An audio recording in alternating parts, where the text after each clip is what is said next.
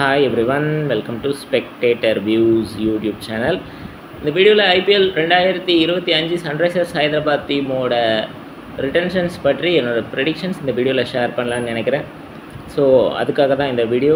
Rules and regulations பற்றி previous வீடியோஸில் பேசியிருக்கேன். ஸோ ஸ்ட்ரைட்டாகவே வீடியோக்குள்ளே போகலான்னு நினைக்கிறேன். So first retention undoubtedly captain Pat Cummins 18 கோடி.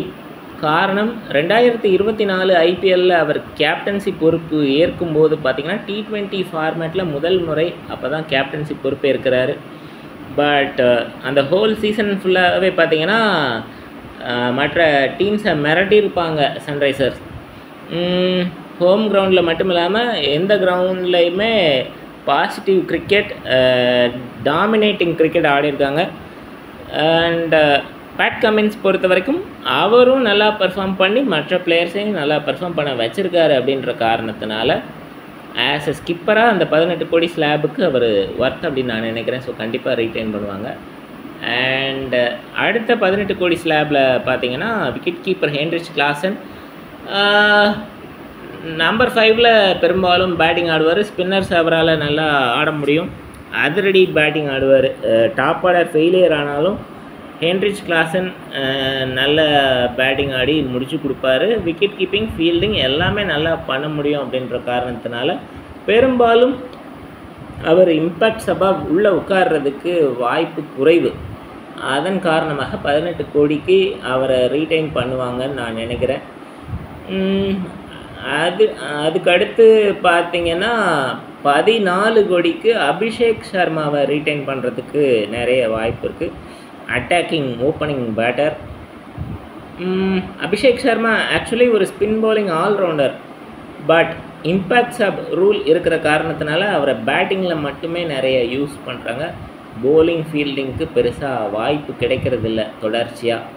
ஸோ அதன் காரணமாக அந்த 14 கோடி ஸ்லாபில் ஃபிட் ஆவார். டிராவிஸ் ஹெட்டுடைய நிலைமையும் அதுதான், 14 கோடி. அவரும் பார்த்திங்கன்னா attacking opening batter, off spin போட முடியும், ஃபீல்டிங் நல்லா பண்ண முடியும். பட் ஸ்டில் இம்பேக்ட் சப் ரூலில் அவரும் மாற்றுறதுக்கு வாய்ப்பு இருக்குன்ற காரணத்தினால 14 கோடி ஸ்லாப்பில் ஃபிட் ஆவார். அடுத்த ரிட்டன்ஷன் பார்த்திங்கன்னா 11 கோடிக்கு நடராஜனை எடுக்கிறதுக்கு நிறைய வாய்ப்பு இருக்குது. நடராஜன் பொறுத்த வரைக்கும் 2024 ஐபிஎல்லில் லீடிங் விக்கெட் டேக்கர் சன்ரைசர்ஸ்க்கு. சன்ரைசர்ஸ் ஃபைனல்ஸ் போகிறதுக்கு அவருடைய பவுலிங் ஒரு மேஜர் ரீசன். ஐபிஎல்லில் அவர் டெபியூ பண்ணும்போது பார்த்திங்கன்னா ஸ்லாக் ஓவர்ஸில் யாக்கர்ஸ் போடுற பவுலராக மட்டுமே இருந்தார். பட் இப்போ இம்ப்ரூவ் பண்ணியிருக்காரு. Middle overs and power play ஓவர்ஸ்லேயும் பவுலிங் போடுறாரு. நிறைய வேரியேஷன்ஸ் கொண்டு வந்திருக்காரு பவுலிங்கில். ஸோ இதெல்லாம் வச்சு பார்க்கும்போது நடராஜன் ரீட்டைன் ஆகிறதுக்கு நிறைய வாய்ப்பு இருக்குது அப்படின்னு நான் நம்புகிறேன். ஸோ கண்டிப்பாக இந்த 5 பேரை ரீட்டைன் பண்ணுவாங்கன்னு நான் நினைக்கிறேன். பட் அன்ஃபார்ச்சுனேட்லி என்னோடய ப்ரிடிக்ஷனில் அன்கேப்டு பிளேயர் யாருமே இல்லை. ஸோ இந்த 5 பேரை ரீட்டைன் பண்ணுவாங்க. 75 கோடி.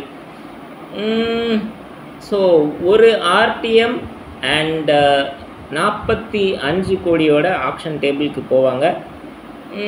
அந்த ஆர்டிஎம் யாருக்கு பயன்படுத்துவாங்க அப்படின்னா மோஸ்ட்லி புவனேஸ்வர் குமாரை ஆர்டிஎம்மில் எடுக்கிறதுக்கு நிறைய வாய்ப்பு இருக்குது. ஏன்னா நீண்ட காலமாக சன்ரைசர்ஸ்க்கு ஓப்பனிங் பவுலிங் பண்ணுறாரு.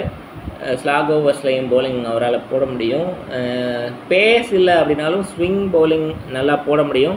நிறைய டாட் பால்ஸ், மேடன் ஓவர்ஸ் போட்டு விக்கெட்ஸ் அவரால் எடுத்து கொடுக்க முடியும். அப்படின்ற காரணத்தினால சமீபத்தில் யூபி லீகில் கூட நல்லா பண்ணியிருக்காரு. ஸோ அவருடைய வயசை பெருசாக கவனத்தில் கொள்ள மாட்டாங்க அப்படின்னா கண்டிப்பாக அவரை ரீட்டைன் பண்ணுறதுக்கு நிறைய வாய்ப்பு இருக்குது. அல்லது Fazalhaq Farooqi, left arm fast bowler, Afghanistan player.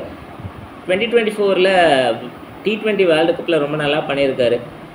So அவருக்கு ஆர்டிஎம் போகிறதுக்கும் வாய்ப்பு இருக்குது. அல்லது கிளென் பிலிப்ஸ் பார்த்திங்கன்னா ஒரு attacking New Zealand batter, wicket keeper, off spinner, அவுட்ஃபீல்டில் ஒரு எக்ஸலண்ட் ஃபீல்டர். ஸோ இந்த 3 பேருமே பார்த்திங்கன்னா ஆர்டிஎம்க்கு ஒர்த் அப்படின்னு நான் நினைக்கிறேன். வாஷிங்டன் சுந்தரை எடுப்பாங்களா அப்படின்னு கேட்டால் அதுக்கு கொஞ்சம் வாய்ப்பு கம்மின்னு தான் நான் நினைக்கிறேன். ஏன்னா ஜிம்பாப்வே சீரீஸில் இருந்து பார்த்திங்கன்னா bowling and fielding Washington Sundar கன்சிஸ்டண்ட்டாக நல்லா பண்ணுறாரு.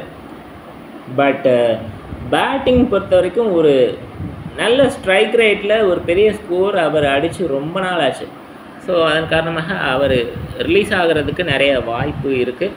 ஸோ ஒரு RTM + 45 கோடியோட ஆக்ஷன் டேபிளுக்கு போவாங்க.